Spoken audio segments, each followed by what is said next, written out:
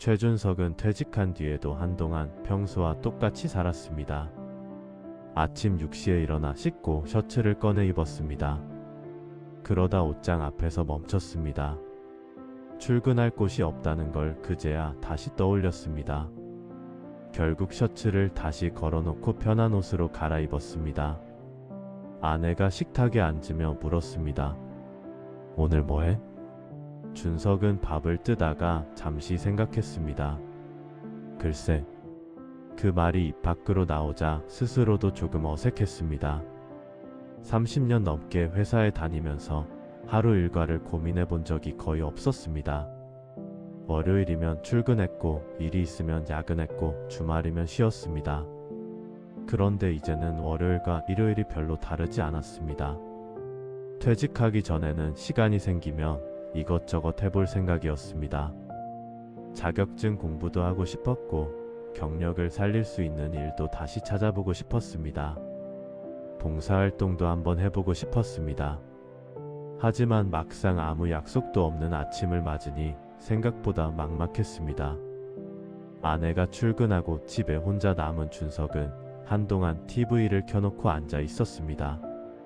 그러다 리모컨을 내려놓았습니다. 이러고 있을 건 아니지.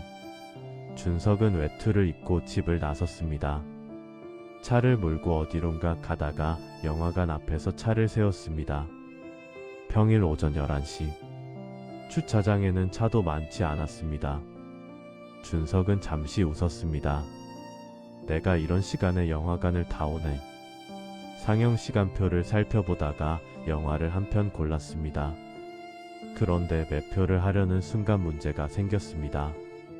키오스크 앞에 서서 화면을 몇 번 눌렀지만 결제 단계에서 막혔습니다. 뒤에 사람이 기다리는 것 같아 괜히 마음이 급해졌습니다. 그때 뒤에서 남자의 목소리가 들렸습니다. 여기 누르시면 됩니다. 준석이 돌아봤습니다. 자신과 비슷한 나이로 보이는 남자였습니다. 아, 그렇네요. 결제를 마친 준석이 고개를 숙였습니다. 고맙습니다. 별거 아닙니다. 남자는 먼저 자리를 떠났습니다. 준석은 표를 들고 상영관으로 들어갔습니다. 영화가 시작되자 휴대폰을 꺼냈습니다. 회사에서 오는 연락은 없었습니다. 예전 같으면 영화 보는 중에도 업무 생각을 했을 겁니다. 그날은 오랜만에 끝까지 영화를 봤습니다. 영화가 끝난 뒤 밖으로 나오는데 아까 그 남자와 다시 마주쳤습니다. 재미있었습니까? 네, 괜찮았습니다. 저도요. 그 남자가 웃었습니다. 저는 박상우입니다. 최준석입니다. 두 사람은 잠깐 이야기를 나눴습니다. 둘 다 혼자 영화를 보러 왔고 퇴직한 지 얼마 되지 않았다는 정도였습니다. 상우가 먼저 말했습니다. 커피라도 한잔 하실래요? 준석은 잠시 생각하다 고개를 끄덕였습니다. 카페에 앉은 두 사람은 회사 이야기를 조금 했습니다. 상우는 퇴직한 뒤 사진을 배우고 있다고 했습니다. 준석은 다시 일을 찾아보고 있다고 했습니다. 잘 안 구해집니까? 상우가 물었습니다. 생각보다 어렵네요. 저도 그렇습니다. 잠시 침묵이 흘렀습니다. 준석이 커피잔을 내려다보며 말했습니다. 이상하죠? 회사 다닐 때는 시간이 없어서 문제였는데. 상우가 웃었습니다. 지금은 시간이 너무 많아서 문제고. 둘은 웃었습니다. 그날은 그걸로 헤어졌습니다. 준석은 집으로 돌아와 책상 앞에 앉았습니다. 그리고 처음으로 자격증 책을 펼쳤습니다. 1시간쯤 공부하다가 집중이 되지 않아 책을 덮었습니다. 예전 같으면 스스로를 탓했을 겁니다. 하지만 이번에는 책을 다시 펼쳤습니다. 한 페이지라도 읽어보기로 했습니다. 그날 읽은 건 고작 12페이지였습니다. 하지만 다음 날에도 책상에 앉았습니다. 며칠 뒤에는 도서관 봉사활동을 신청했습니다. 처음부터 특별한 의미를 찾았던 건 아닙니다. 집에 있는 것보다 나을 것 같아서였습니다. 도서관에서 책을 정리하고 이용자들에게 위치를 알려주는 일을 했습니다. 어느 날은 한 남자가 무인 대출기 앞에서 한참을 서 있었습니다. 준석은 그 모습을 보고 다가가려다 멈췄습니다. 자신도 얼마 전 키오스크 앞에서 똑같이 서 있었던 게 생각났습니다. 도와드릴까요? 남자가 멋쩍게 웃었습니다. 이런 걸 잘 못해서요. 준석은 옆에 서서 하나씩 알려줬습니다.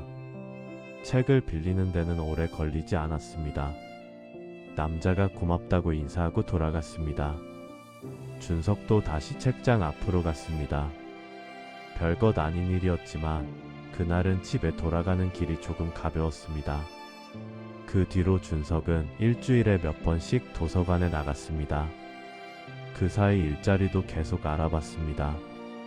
경력직이라고 해서 쉽게 구해지는 것도 아니었습니다. 이력서를 보내고 기다리는 일이 반복됐고 연락이 오지 않는 날이 더 많았습니다. 한 번은 면접까지 갔지만 결과는 좋지 않았습니다. 준석은 집에 돌아와 양복을 벗고 소파에 앉아 한동안 움직이지 않았습니다. 아내가 물었습니다. 잘 안 됐어? 응. 아내는 더 묻지 않았습니다. 잠시 뒤 저녁을 차렸습니다. 준석은 밥을 먹다가 말했습니다. 나도 내가 이렇게 오래 일을 못 구할 줄은 몰랐네. 아내가 대답했습니다. 그동안 쉬지도 못했잖아. 준석은 고개를 들었습니다. 그러네. 그날 밤 준석은 채용 공고를 다시 찾아봤습니다. 다음 날 아침에는 평소처럼 책을 펼쳤고 오후에는 도서관에 갔습니다. 그냥 원래 하던 일이었습니다. 한 달쯤 지나 상호에게 연락이 왔습니다. 이번 주 영화 하나 괜찮은 거 있던데요.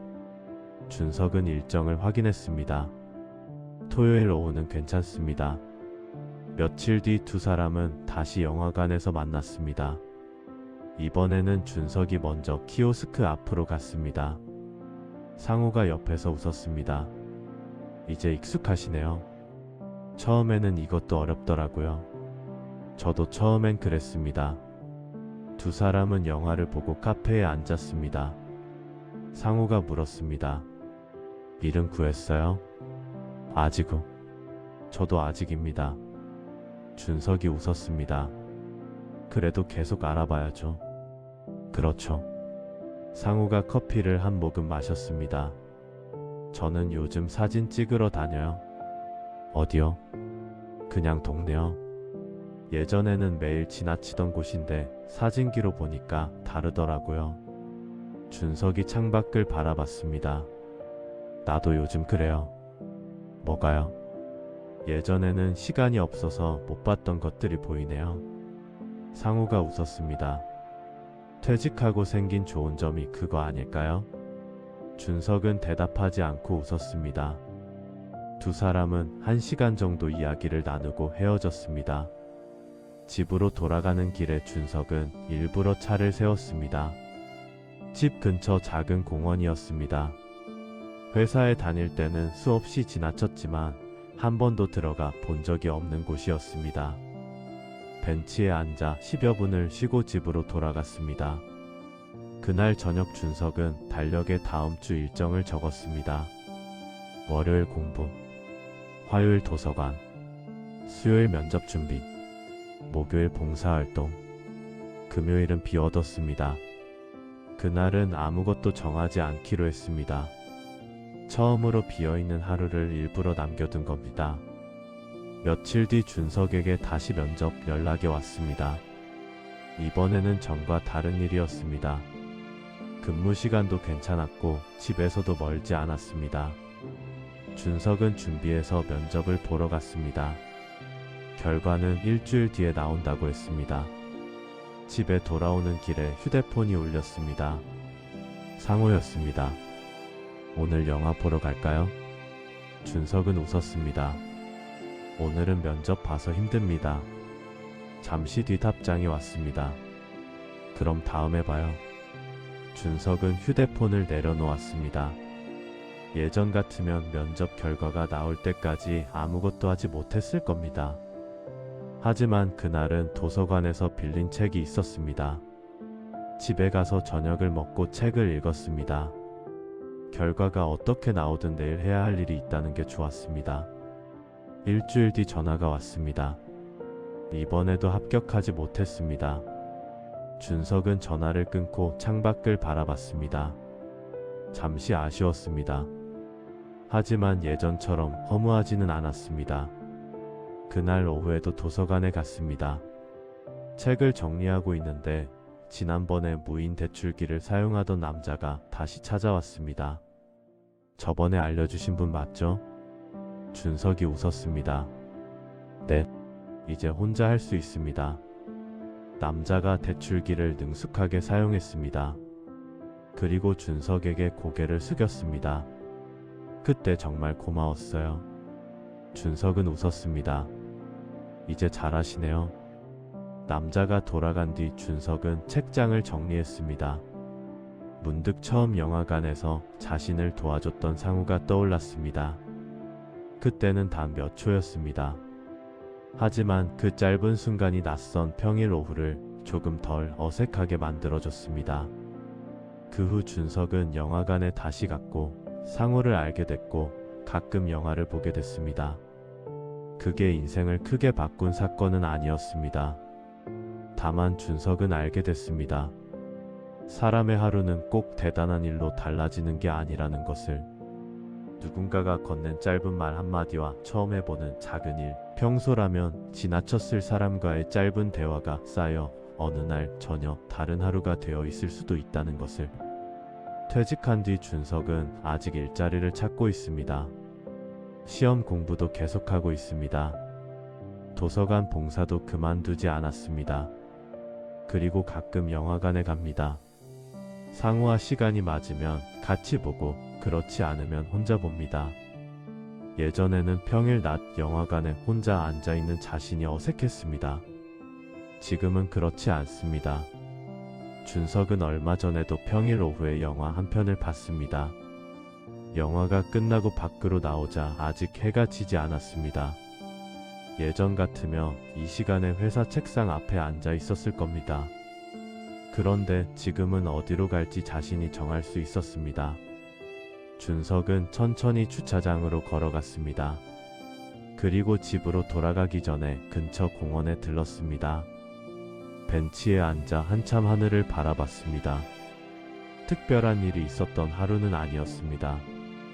면접에 합격한 것도 아니고 대단한 성과를 이룬 것도 아닙니다. 그저 공부했고 봉사했고 영화를 봤습니다. 그런데 준석은 그날 하루가 마음에 들었습니다.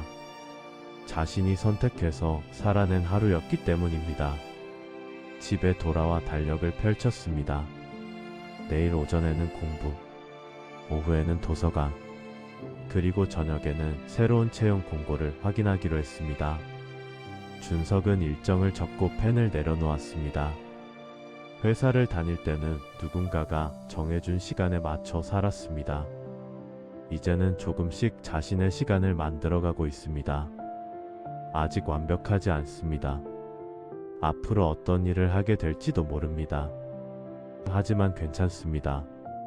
준석은 이제 무엇을 해야 할지 몰라 하루를 보내는 사람은 아니니까요. 그는 내일 할 일을 알고 있었습니다. 그리고 그것만으로도 충분했습니다.